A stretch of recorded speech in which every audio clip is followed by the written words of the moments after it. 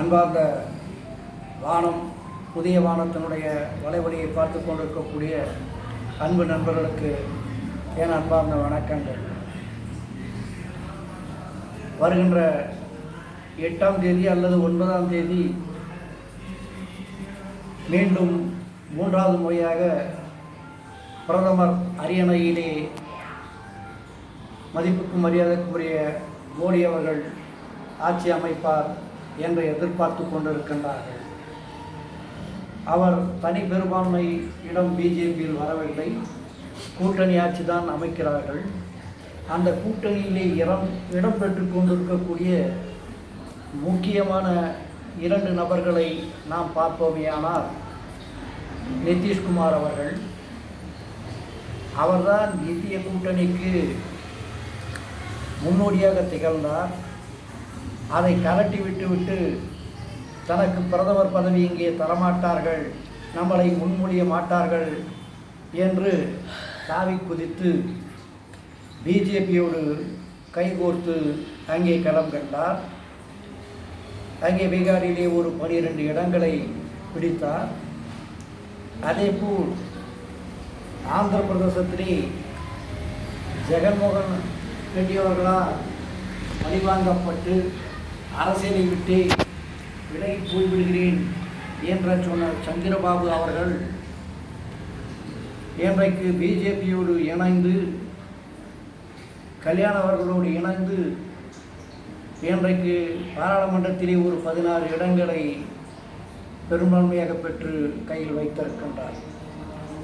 இவர்கள் 2 பேரையும் பக்கத்தில் வைத்துக்கொண்டு மற்றும் சிவசேனா இன்னும் உதிரியாக கிடந்த சில கட்சிகளும் சுயேட்சை வேட்பாளர்களும் சேர்ந்து இன்றைக்கு 303 இடங்களாக மாறியிருக்கின்றது. இந்த கூட்டணி ஆட்சி 5 ஆண்டுகள் தொடருமா என்ற கேள்விக்கு நாம் உடனடியாக பதில் சொல்லிவிட முடியாது.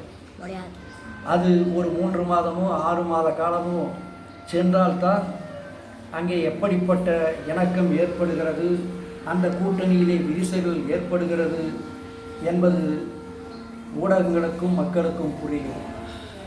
ஆனால் நிதிஷ்குமார் அவர்கள் இந்திய கூட்டணியிலே பிரதமர் பதவி கிடைக்காது என்று தெரிந்த பின்புதான் மாறினார் என்பதை நாம் கருத்தில் கொண்டு பார்த்தால், இங்கே பிஜேபியிலும் அவர் பிரதமர் பதவியோ அல்லது துணை பிரதமர் பதவியோ, மோடி அவர்கள் பதவியோ அமித்ஷா அவர்களுடைய பதவியோ அவர் கேட்கக்கூடிய வாய்ப்புகள் இருந்தது. கேட்டிருக்கிறாரா இல்லையா என்பது நமக்கு தெரியவில்லை. அப்படிப்பட்ட வாய்ப்புகளை நிச்சயமாக பிஜேபி தராது. முக்கிய கேபினட் அந்தஸ்து உள்ள இடங்களிலே 2-3 இடங்கள் தரலாம். அதேபோல் திரு மரியாதைக்குரிய சந்திரபாபு நாயுடு அவர்கள் அவருடைய கோரிக்கையாக 3 கேபினட் அமைச்சர்களும் 3 துணை அமைச்சர்களும் மத்தியிலே கேட்டிருக்கின்றார். சபாநாயகர் பதவியையும் கேட்டிருக்கின்றார். இது ஓரளவுக்கு சாத்தியமாக இருக்கலாம். ஆனால் சபாநாயகர் பதவி என்பது கேள்விக்குறியான ஒரு விஷயமாகத்தான் பார்க்கப்பட வேண்டும். இவர்களுடைய கூட்டணி நீடிக்க வேண்டும் என்று சொன்னால், பிரதமருடைய ஒரே நாடு, ஒரே தேர்தல், ஒரே மொழி, ஒரே கலாச்சாரம், ஒரே கடவுள், ஒரே மதம் என்ற கோட்பாடுகளெல்லாம் இனி வெற்றி பெறுவதற்கான வாய்ப்புகள் கிடையாது. அதேபோல் நிதிஷ்குமாரனுடைய பாலிசி ஜாதிவாரி கணக்கெடுப்பு, அதிலே நிச்சயமாக பிஜேபி முரண்படும். வேலைவாய்ப்பில்லா திண்டாட்டம் பீகாரிலே, அதிலே நிச்சயமாக திண்டாடும் பிஜேபி. அங்கே அவர் ஒரு கிங் மேக்கராக இருக்கின்ற காரணத்தினால் பீகாரிலே பீகார் மக்கள் நிச்சயமாக நிதிஷ்குமாரை நம்புவார்கள், வற்புறுத்துவார்கள். அங்கே வேலைவாய்ப்பு பெருகுவதற்கும் பல்வேறு நலத்திட்டங்கள் அங்கே குவிய வேண்டும் என்பதற்காகவும் நிச்சயமாக நிதிஷ்குமார் அவர்கள் ஒரு பெரும் பங்கு ஆற்றுவார். அப்போது சில பிரச்சனைகள் ஏற்படக்கூடிய வாய்ப்புகள் வரும். ஆந்திராவிலே ஏற்கனவே சிறப்பு அந்தஸ்து கேட்டுக்கொண்டிருந்தார்கள். அது சந்திரபாபு நாயுடு அவர்களாக இருந்தாலும் சரி, ஜெகன்மோகன் ரெட்டி அவர்களாக இருந்தாலும் சரி, அதற்கு சிறப்பு அந்தஸ்து கொடுக்கப்பட வேண்டும் என்ற ஒரு கோரிக்கை இருந்தது. நிச்சயமாக இந்த காலகட்டத்தில் அப்படிப்பட்ட ஒரு சிறப்பு அந்தஸ்து நிச்சயமாக ஆந்திராவுக்கு கிடைத்துவிடும். அதை சுணுக்கமாகவே வெற்றி பெற்று விடுவார்கள். ஆனால் விவசாய பிரச்சனையில் நிச்சயமாக பிஜேபிக்கும் சந்திரபாபுக்கும் ஒத்து வராது. காரணம், அவர் விவசாயிகளுடைய கஷ்ட நஷ்டங்களையும் தொழிலாளர்களுடைய கஷ்ட நஷ்டங்களையும் புரிந்து கொண்டவர், அவர்களை மதிக்க தகுந்தவர், அவர்களோடு இணக்கமாகவே இருக்கக்கூடியவர். ஆனால் பிஜேபி 2 முறை விவசாயிகள் போராட்டத்தில் என்ன செய்தது என்பது இந்த நாடறிந்த ஒரு விஷயம்தான். நிச்சயமாக அதிலே கருத்து வேறுபாடுகள் தோன்றக்கூடிய வாய்ப்புகள் வரும்.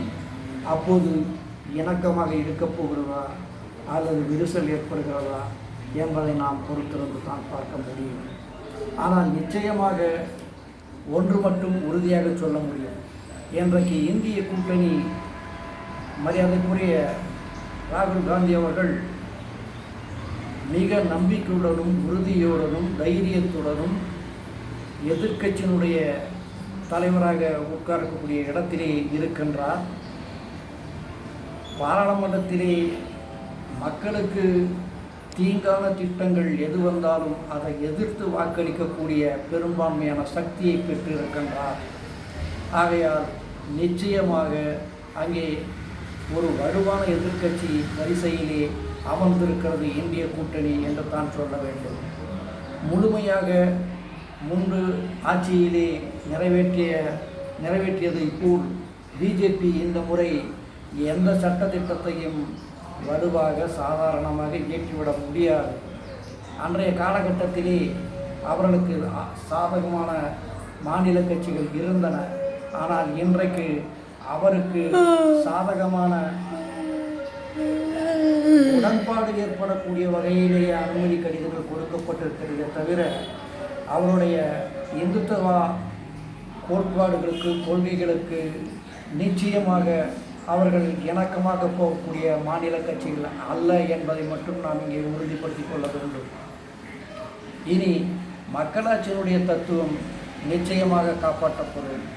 மக்களாட்சியினுடைய கோரிக்கைகள் மக்களுக்கு தீங்கிழைக்கக்கூடிய பல்வேறு திட்டங்கள் எதுவாக இருந்தாலும் அதை எதிர்த்துத்தான் இந்திய கூட்டணி வாக்களிக்கப் போகிறது. ஆனால் என்னை பொறுத்தவரையில் 5 ஆண்டுகள் தொடர வேண்டும் என்பது அனைவருடைய கருத்தாக இருக்கும். காரணம், தேர்தல் செலவுகளை கருத்தில் கொள்ளும்போது தேர்தலில் ஏற்படக்கூடிய பிரச்சனைகள் இதையெல்லாம் கருத்தில் கொண்டு பார்த்தால் நம்முடைய பொருளாதாரத்திற்கு 6 மாதத்திற்கு ஒரு தேர்தல், ஒரு வருடத்திற்கு ஒரு தேர்தல் என்பது தவிர்க்கப்பட வேண்டிய விஷயம்தான். ஆகையால் 5 வருடம் அவர்கள் ஆள வேண்டும் என்று நாம் நினைக்கின்றோம். ஆனால் என்னை பொறுத்தவரை, என் கருத்தை பொறுத்தவரை 2 வருடம் அவர்கள் நீடித்திருப்பது கடினமான செயலாகவே எனக்கு தெரிகிறது. அதை தொடர்ந்தால் நம்பலாம். அடுத்த 5 ஆண்டுக்கு புதிய திட்டங்கள், புதிய வளர்ச்சிகளுக்கு நிச்சயமாக பிஜேபி ஒரு சுணக்கத்தை தான் ஏற்படுத்தி கொண்டிருக்கும். அவர்கள் அடுத்த முறை தனியாக வருவதற்கான திட்டங்களை வகுத்துத்தான் செயல்படுவார்கள். கூட்டாட்சி தத்துவத்திலே அவர்கள் செயல்பட மாட்டார்கள் என்பது நிச்சயமாக நாம் தெரிந்து கொள்ளலாம்.